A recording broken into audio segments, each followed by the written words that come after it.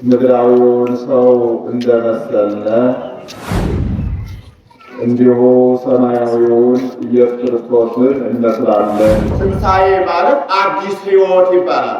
ድካም የሌለበት፣ መበላለጥ የሌለበት፣ ገዥና ተገዥ የሌለበት ንጉሳችን አንድ ኢየሱስ ክርስቶስ ብቻ ሆኖ የሚኖርበት ዓለም ስለሆነ ትንሣኤ ማለት ምን ማለት ነው ካለ ከሞት በኋላ ያለ አዲስ የሕይወት ምዕራፍ ማለት ነው። ምድራዊውን ሰው አዳምን እንደመሰለ ሰማያዊውን ኢየሱስ ክርስቶስን መስለን እንኖራለን። የሰው ልጅ ከሞተ በኋላ መቃብር ከወረደ በኋላ መቃብር እንደወረደ አፈር እንደሆነ አይቀርም። እንደገና ተነስቶ አዲስ የሕይወት ምዕራፍ አለው። ወበከመ ለበስነ አምሳሊሁ ለመሬታዊ ከማሁ ንለብስ አምሳሊሁ ለሰማያዊ። የመሬታዊውን መልክ እንደለበስነ የሰማያዊውንም መልክ እንዲሁ እንለብሳለን። ክቡር መልአከ ምሕረት ዶክተር አለነ ወልዴ የዚህ ታላቅ ቤተክርስቲያን ዋና አስተዳዳሪ፣ የተከበራችሁ መምህራን፣ ካህናት አባቶቼ፣ የውቃነ ሕዝብ ዲያቆናት ወንድሞቼ፣ በዚህ ዕለትና በዚህ ሰዓት የእግዚአብሔርን ቸርነትና ይቅርታ በተስፋ የተጠባበቁ ታላላቅ አባቶችና እናቶች፣ ወንድሞችና እህቶች እንዲሁም ሕፃናት በቅዱስ አምላካችን በእግዚአብሔር ስም እንደምን ሰነበታችሁ? እንደምን አደራችሁ? እንደምን ቆያችሁ? አሜን። አምላካችን እግዚአብሔር የእኛን በደልና ኃጢአት ሰፍሮና ቆጥሮ ሳያዘክርብን በይቅርታውና በቸርነቱ ብዛት ከቀደሙ አባቶቻችን ጋር አስተካክሎ እነሱ አመስግነው ዋጋ እንዳገኙ፣ ክብር እንዳገኙ፣ እነሱ አመስግነው ዋጋና ክብር ባገኙበት ቦታ አሰባስቦ አንደበታችንን ሁሉ ለምስጋና ከፍቶ እንድናመሰግነው የወደደና የፈቀደ ያለው ቅዱሳን አምላክ እግዚአብሔር ስሙ ለዘላለም የተመሰገነ ይሁን። እግዚአብሔር ቢወድና ቢፈቅድ በተወሰነ የጊዜ ቆይታ ያህል የዕለቱን ትምህርት የምንማርበት የትምህርታችን ርዕስ የሆነው ሐዋርያው ቅዱስ ጳውሎስ ወደ ቆሮንቶስ ሰዎች በላከው መልእክቱ ምዕራፍ 15 ከቁጥር 49 ላይ ያለውን ኃይለ ቃል እንደ መነሻ አድርገን ነው። የዚህም ኃይለ ቃል መነሻ ምድራዊውን ሰው እንደመሰልነ እንዲሁ ሰማያዊውን ኢየሱስ ክርስቶስን እንመስላለን የሚል ነው። ምድራዊውን ሰው አዳምን እንደመሰልነ እንዲሁ ሰማያዊውን ኢየሱስ ክርስቶስን እንመስላለን። ይህንን ቃል ሐዋርያው ቅዱስ ጳውሎስ ስለ ትንሣኤ ሙታን ለቆሮንቶስ ሰዎች ባስተማረበት የአስተምህሮት ክፍሉ የተናገረው ቃል ነው። ቅዱስ ጳውሎስ የቆሮንቶስ ሰዎችን ትንሣኤ ሙታን ማለት ምን ማለት እንደሆነ፣ ትንሣኤ ማለት ምን ማለት እንደሆነ ግንዛቤ ለመስጠት በዘመኑ ሰው ከሞተ በኋላ መነሳት አይችልም ብለው ዓለምን ያውቁ የነበሩ ሌላዎች አካል ስለነበሩ የሰው ልጅ ትንሣኤ እንዳለው አምላካችን እግዚአብሔር ከሙታን ተለይቶ እንደተነሳ ሁሉ ሰው ደግሞ እንደ ፈጣሪው ትንሣኤ እንዳለው ለማስገንዘብ ለማስጨበጥ ትንሣኤ ማለት ምን ማለት ነው ብሎ ስለ ትንሣኤ በስፋት ተንትኖ ባስተማረበት የአስተምህሮት ክፍሉ ሲናገር እኛ ምድራዊውን አዳምን እንደመሰልነ ሰማያዊውን ኢየሱስ ክርስቶስን እንመስላለን ብሎ ይህንን ቃል እንደመነሻ አድርጎ የቆሮንቶስ ሰዎችን ሐዋርያው ቅዱስ ጳውሎስ አስተምሯል። ትንሣኤ ማለት ምን ማለት ነው ብለን ስናይ ትንሣኤ ማለት አንደኛው ትርጓሜ ከሞት በኋላ ያለ ሕይወት ማለት ነው።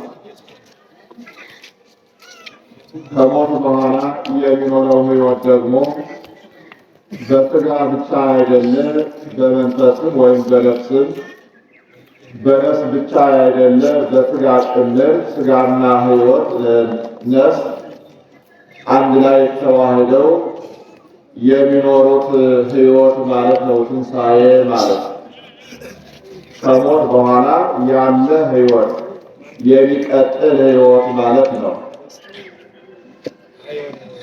በሌላ መንገድ ትንሣኤ ማለት ምን ማለት ነው ብለን ካየን ደግሞ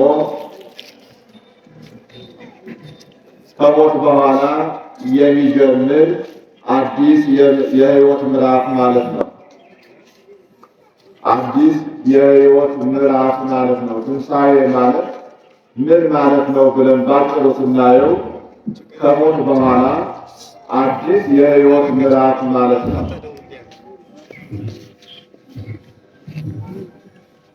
አዲስ የሕይወት ምዕራፍ ማለት ደግሞ በራሱ ምንድን ነው ብለን ስናይ ሰው በዚህ ምድር ላይ ሲኖር ሁለት አይነት ሕይወትን ይዞ ይኖራል። አንደኛው ሕይወት እንስሳዊ ሕይወት ነው።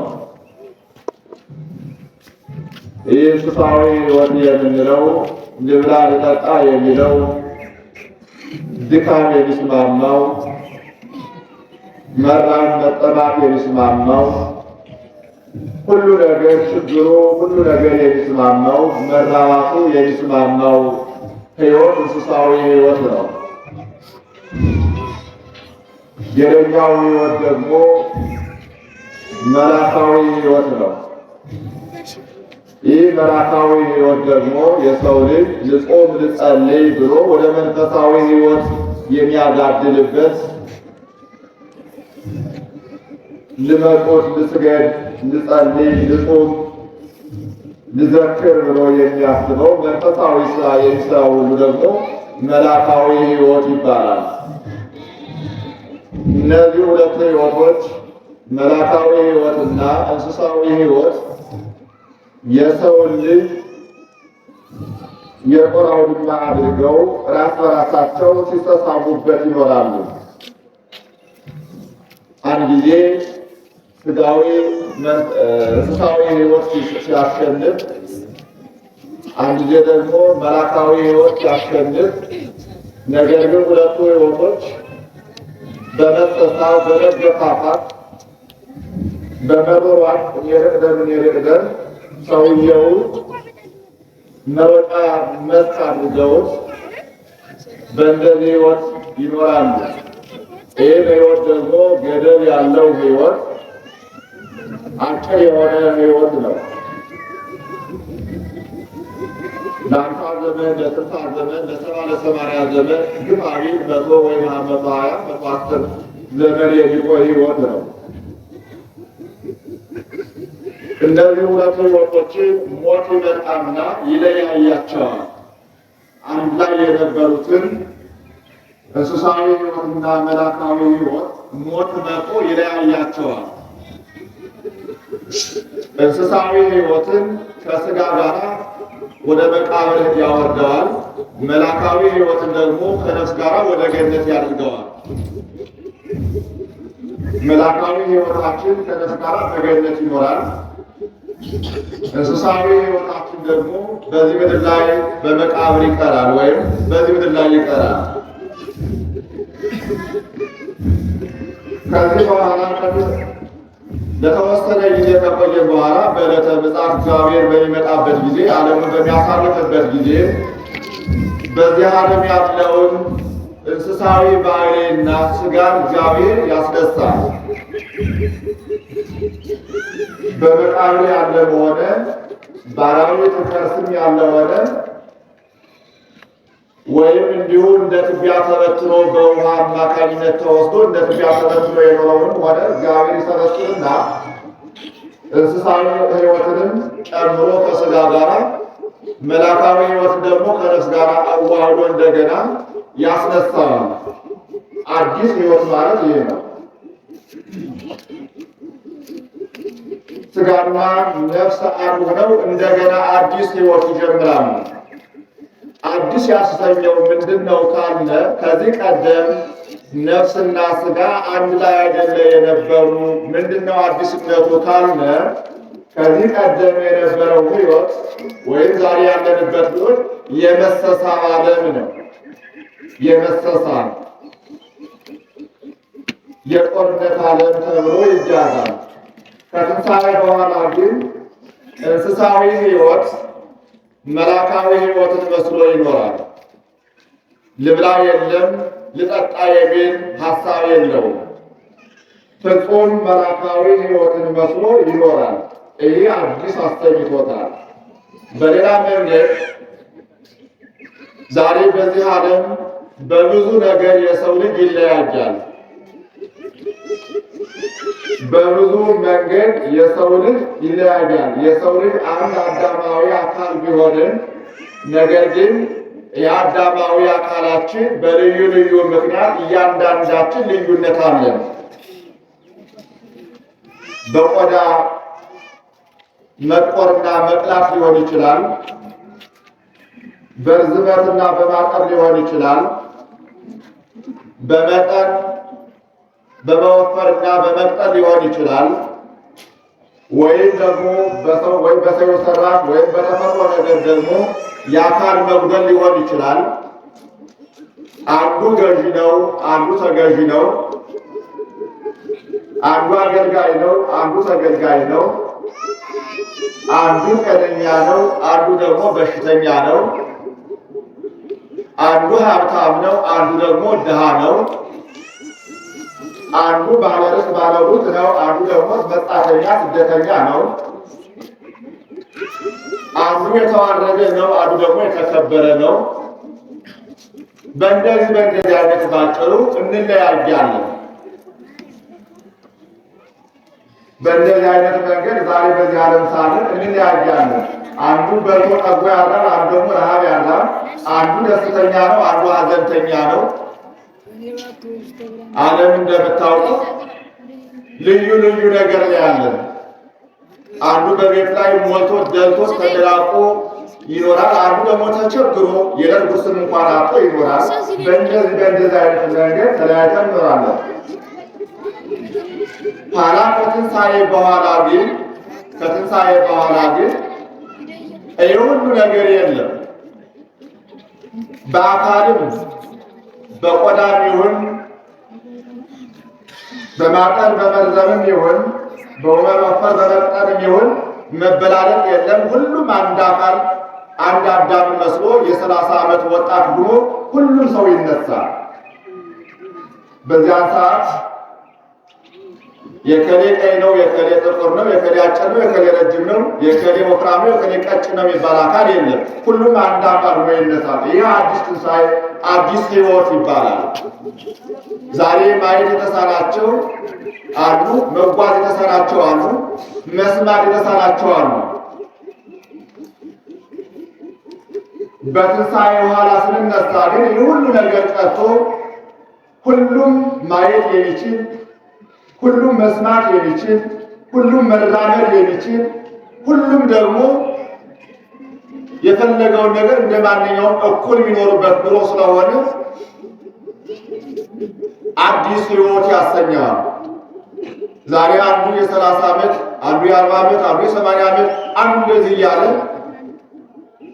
በእርጅና በተለያየ መንገድ መጓዝ ያቃተው ምን ያቃተው ሁሉ አንድ ወጣት ሆኖ አንድ አካል ሆነ። ደካማ የለ፣ ብርቱ የለ፣ ገዢ የለ፣ ተገዢ የለ፣ አገልጋይ የለ፣ ተገልጋይ የለ።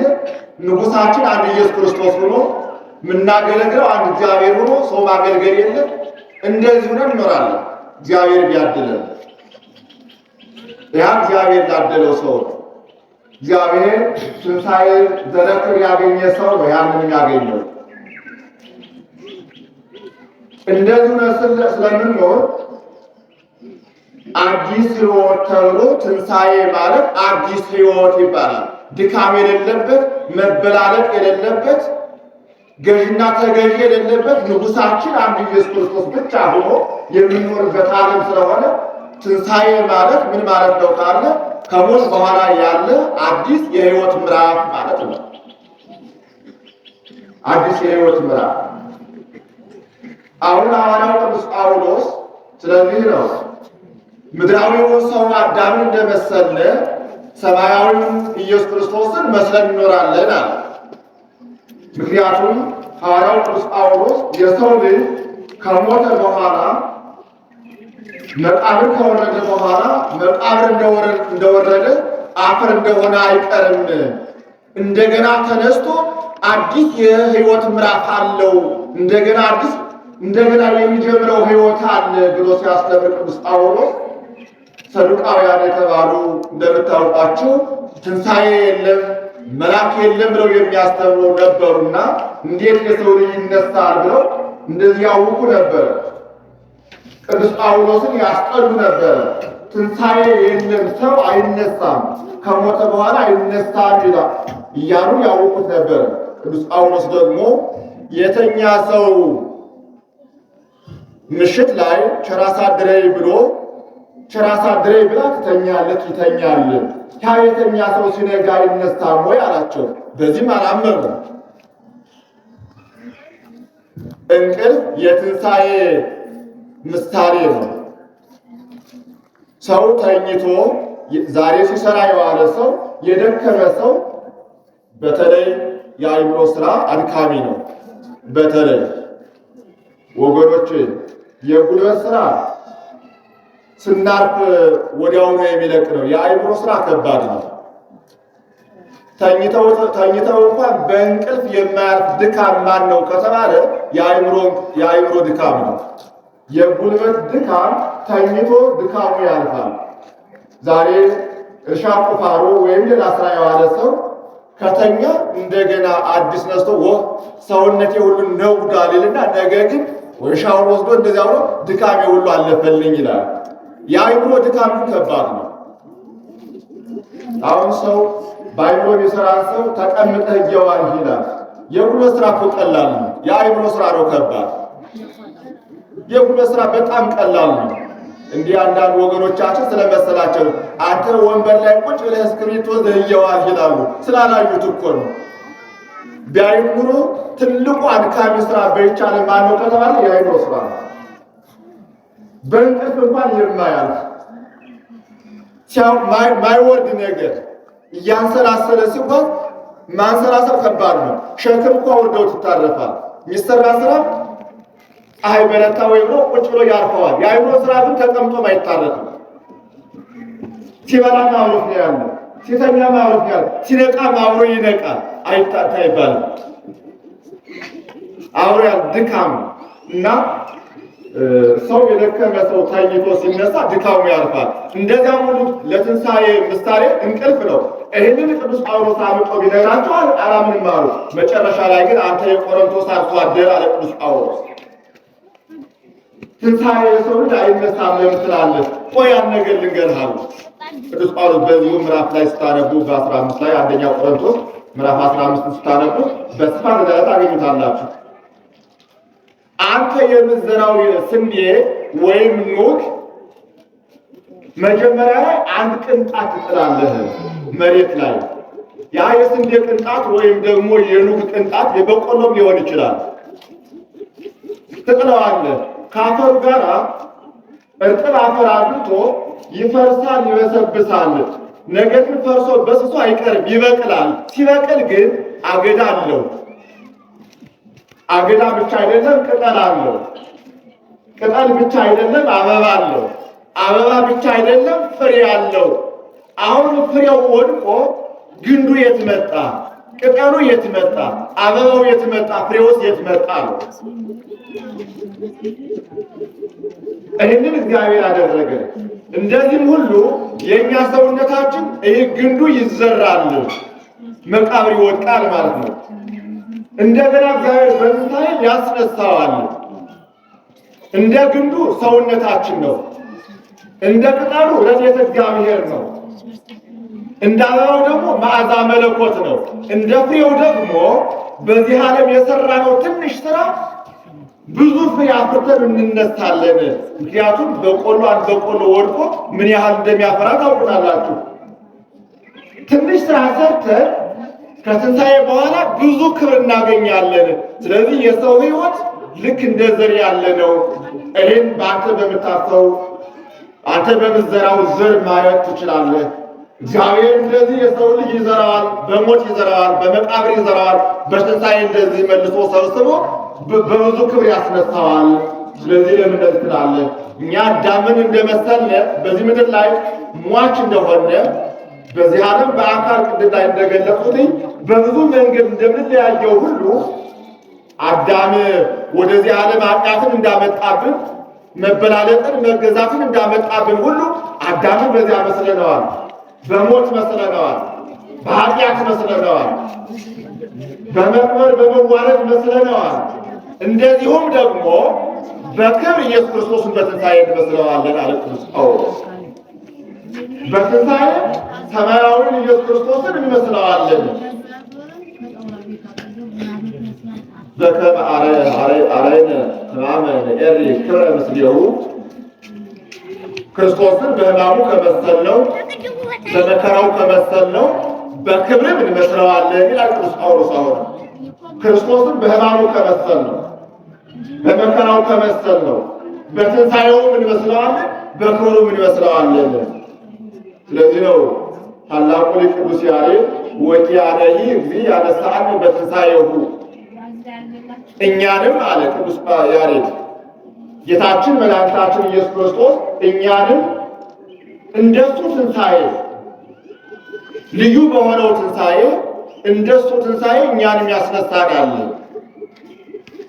የዚህ ዓለም ሕይወት የእኛ ሕይወት ገደብ ያለው ጊዜ ያለው ነው። ነገር ግን ገደብ የሌለው ይህን ጊዜ ያበቃል፣ ይህን ጊዜ ያከትማል የማይባል አዲስ የሕይወት ምዕራፍን እግዚአብሔር ይሰጠናል።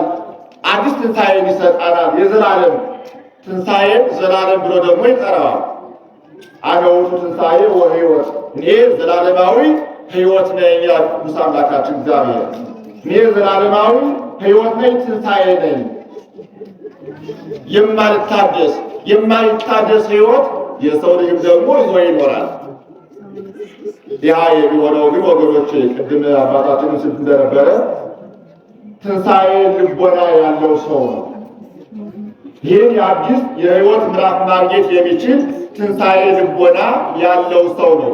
ትንሣኤ ልቦና ማለት ደግሞ መማር ትምህርት ነው። መጀመሪያው ትንሣኤ ልቦና ይቀድማል። መማር ማለት ነው፣ ማወቅ ማለት ነው። ማወቅ አሁን በዓለማችን ላይ የቸገረ እውቀት አይደለም ወገኖች። በዓለማችን ላይ አሁን የቸገረ እውቀት አይደለም። እውቀት ዛሬ ማንኛውም ሰው አይደለም ለራሱ ቀርቶ ለሰው የሚተርፍ አይደለም ለሰው ልጅ ቀርቶ ለእንስሳት ለአራዊት የሚተርፍ እውቀት ማንኛውም ሰው ይዟል። ስለሆነም እኮ ነው የማይላመዱ እንስሳትን አራዊትን አላምዶ የሚኖር እውቀት ስላለው ነው። አላምዶ የሚኖር ከሰው ጋር መኖር የማይችለውን አውሬ አልምዶ የሚኖር ሰው ነው። በተሰጠው ጥበብ በተሰጠው እውቀት እንደዛ አርጎ አልምዶ ይዞት ይኖራል። ይገለገልበታል፣ ሌላም ነገር ያደርግበታል። ችግሩ ምንድነው? እያወቅነ ማጥፋት ነው። ትልቅ ዳይ ሆነ እያወቅነ የምናጠፋው ነገር። ሰው እኮ ንስሐ እንደሚጠቅም ያውቃል። ከእግዚአብሔር ጋር አንድ እንደሚያደርገው ያውቃል። የዘላለም ሕይወት እንደሚሰጥ ያውቃል። ግን ንስሐ ይገባል። ሥጋ ወደሙ መቀበል ከእግዚአብሔር ጋር የሚያኖር መሆኑን ያውቃል። ዘላለማዊ ምግብ እንደሆነ ያውቃል። ደዌ ሥጋን ደዌ ነፍስን የሚፈውስ መሆኑን ያውቃል። ነገር ግን አይቀበልም።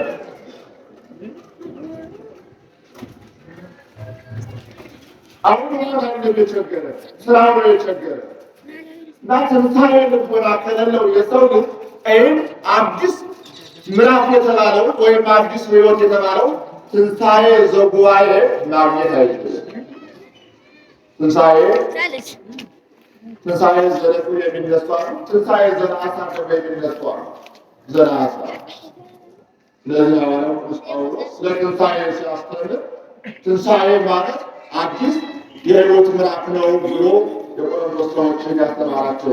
ዛሬም ጌታችን መድኃኒታችን ኢየሱስ ክርስቶስ ተነሳ ስንል ከሙታን ተለይቶ ተነሳ ስንል ምንድነው ትንሣኤው?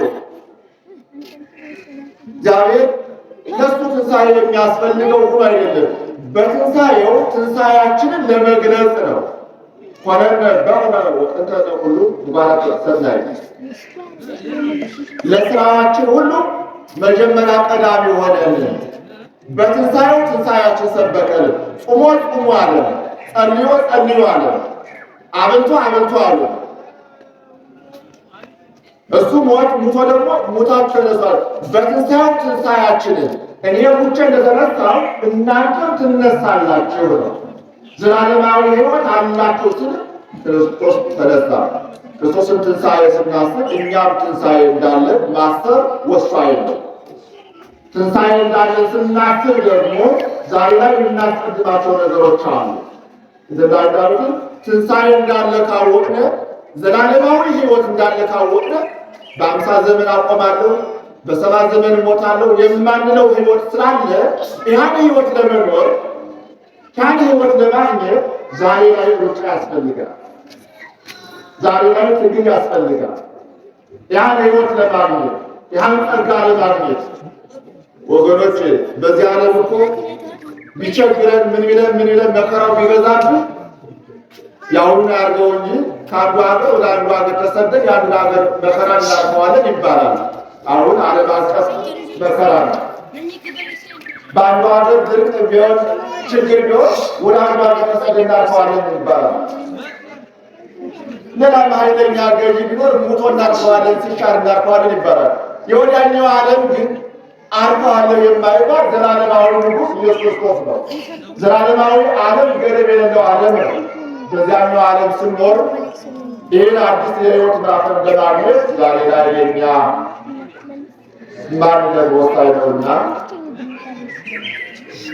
እግዚአብሔር አምላካችን ለአባቶቻችን የነገራቸው ያስቀመጠው ጋለና ያንን ሕግና ሥርዓት አክብረን ዘላለማዊ ሕይወትን ለማግኘት አምላካችን እግዚአብሔር ይርዳን።